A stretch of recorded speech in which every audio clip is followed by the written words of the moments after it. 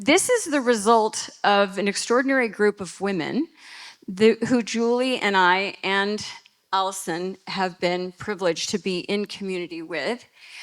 Having given a day to breathe to now probably over 100 people, this was a couple of years ago. Teresa Rodriguez, who had been the creator of, the editor of Haute Living, Houte, offered to do a story. And she said, I need to have the right person to come for a day to breathe to experience this, so she could write an article. And Erin Hunt-Moore, where are you, my friend? There she is. My co-founder, if you will, of the Soul Sister Tribe that started at Casa Almade, where we would have a soul salon. And as a result of Erin, she said, Jen, you're always in the trenches. You're either an entrepreneur, you're an investor, you're a philanthropist, you're always in the trenches. And how can I help facilitate bringing women of impact together into your life? And that has started this new journey. And today represents really the next chapter of that.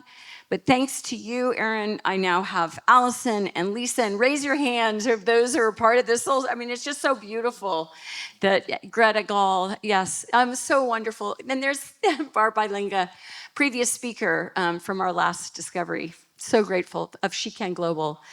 So here we stand today, and then here's Julie, who comes into our life as part of this Soul Sister group, and had the privilege of not only having a number of soul salons with you, but that you came for dinner and we had just very soulful interaction about the direction we're going.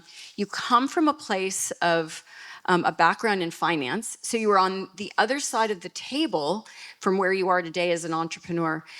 Would you share with us, first of all, our focus has been historically excluded, so BIPOC, LGBTQ+, and women leaders, now women founders. Yeah. Share with us your journey in the world of finance, being a person of color, if you would, and how you have been able to rise to another place. Yeah, I should say Menowell is a menopause company, so we're going to come around to menopause. But from the finance part, I've always been sort of the one of me in the room, almost from growing up in Davis, California.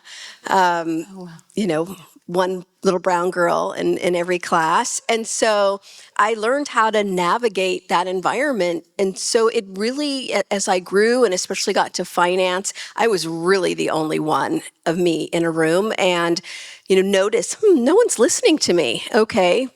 What do I need to do so people listen? And that's where I really learned the universal language of finance and money.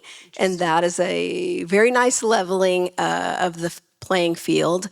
But as I became more mature, I realized that, I didn't really want to buy a seat. I didn't want a seat at someone else's table. I wanted to own my own damn table. So that really put me in the entrepreneurial vein, right?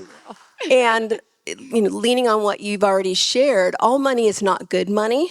Right. As a founder. And so when I started Menowell at 55, I made the decision that whoever would invest in my company, I'd already put a lot of my own money in the company. So, I'm an investor first. And after that, if I couldn't talk about menopause, if I couldn't say the V word, vagina, right?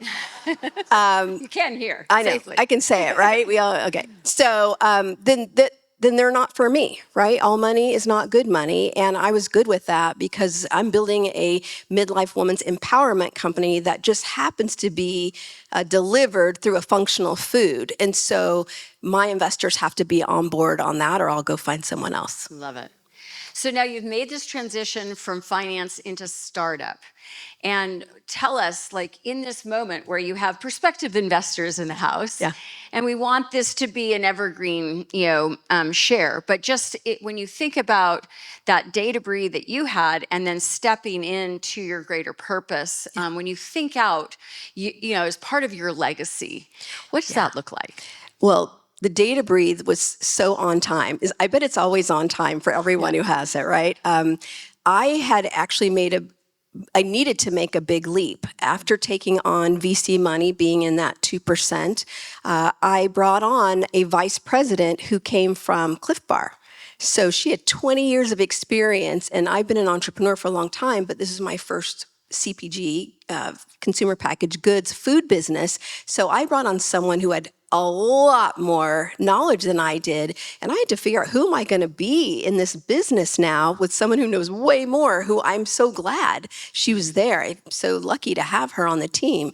But I had to figure out, and so together we had a chance to align with our visions and what we believe beyond the business itself, what we believe as women, what we believe about empowering midlife women. It was so beautiful. It's such a gift. And we laid out a plan, which we have stuck to this whole time. And anytime we sort of are not on the same lane, we go back to that. We go back to that core vision that we built together. So it was really, really special. And we continue to honor it to this day. So when you think about where you will be, say 5-10 years from now, what is it that you're looking to create that really represents the legacy that you're building? Well, you'll find me on a beach somewhere in 10 years, that's for sure.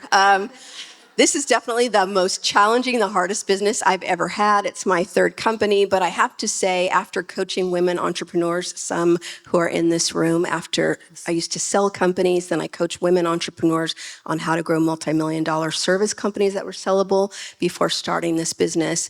So I look forward to that beach down the road, but the real legacy is the women that we serve, because yes, you're gonna all get a bar today downstairs when we're all at the end. Oh, Allison has one over there. But really, I want you to think about the bar as a talking stick.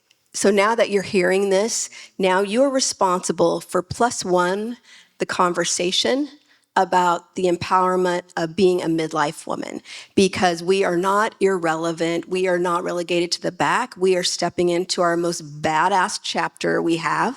We are confident, we make more money, and we make all the buying decisions. So your job now is to take that bar and continue this conversation forward. I love it. So you're invited for a day to breathe. And the whole idea is, we as leaders, we're always in that drive mode. We're in our head and we're just pushing forward all the time, right? And if we could just take that moment to get out of our heads and into our hearts and connect. And Tim will, hopefully he'll speak to the hurricane metaphor of getting into the center of the hurricane where we are calm, right? In order to be able to, deal with all the chaos around us. What would you say was there a moment in your day to breathe or a takeaway from it that you said that was really impactful into your journey as an entrepreneur? Yeah, well, first of all, I believe in pausing for lots of reasons. That's such a great word. We're power food for the pause, because that's where all the magic is. Yeah. We cannot hear the bigger voice, the bigger purpose, vision that we have when we're just doing all the time. So I think that's really, really important. But that's where that day, we really stepped into our full mission. Yes, we have investors, so we have shareholder fiduciary responsibility to meet our financial goals, but we're really here to empower women. This being our time, this little bite of food that nourishes our body, that's where we landed on our responsibility, is to make sure every woman feels seen and heard for the rest of her life. And she knows that she's just beginning. So whatever dream she has in her heart, there's still plenty of time to make it happen. Love it. Brava. You're an incredible entrepreneur, having, you're building this company and you've got this dedication, and yet you're already giving back by being a mentor to other women entrepreneurs. Speak to us a little bit about that journey and how you said, I'm not going to wait till I get there and I get my exit, and then I'll go spend some time on the beach, but I'm also going to be mentoring women entrepreneurs. Yeah. What inspired you? my company previous to Menowell was called The Well for Women Entrepreneurs. And it actually, I don't know if you know this story, but it came to me in a silent retreat. A dear friend of ours, Elizabeth Becker, was telling me about silent retreats, and I wasn't sure what I was going to do in 2009. And that's where it just downloaded to me, very divine experience, The Well for Women Entrepreneurs, where I wanted to teach women what I had learned in buying and selling companies for many years. And this was the same kind of experience. And so I can't not coach women. I can't not share what I know and what I've learned. And Erin has been one of my victims for many years now. But it's just in my heart. Talk about purpose and divine gift. And so it's always a part of what I do, whether I'm coaching women on entrepreneurship or how to get more protein in your body, get stronger, feel better during the stages of menopause. It's my purpose, and I know that my purpose comes out in everything I do. So it's not just this one vehicle, it's every day. So if you're standing next to me at a Starbucks, I might ask you, do you mind if I coach you on that? Yeah. I love it. You're awesome. So you spoke to the significance of the power of the pause. Pretend like I'm one of those entrepreneurs and just speak to me in the spirit of inspiring both of those people here today as well as those online. Like, tell me, why do I need to take this day, this gift? Why? Because you deserve it. Yes. You're worth Great it. answer. I love it. And we need Nothing to receive. Better. We need to understand as women how to receive. So often someone gifts us something and it's okay, no, I've got that. Or no, thanks. No, if someone offers you a gift, even if you don't know the incredible magnitude of that gift, big or small, we need to receive. And having that time to yourself, you never know what magic is going to come to you. So figure out how you can have a day. I love that. I love that. Yeah. We as women, we're always giving. And so it is so difficult for us to accept that gift, to receive. So we need to support each other to say, if that's an invitation. And as Allison said earlier, we just need to take our own, as you are doing so well, those moments to breathe, those moments to pause, to be reflective. Within Rugged Elegance Foundation, will make a discernment of if somebody says, I'm too busy, then they're not to be part of this ecosystem. They have to be those conscious entrepreneurs who are willing to take the day to breathe. They are evolved to a place of understanding the significance of that, because that's where we're going to be that much more impactful entrepreneurs and eventually, hopefully, philanthropists, as you do today, so powerfully.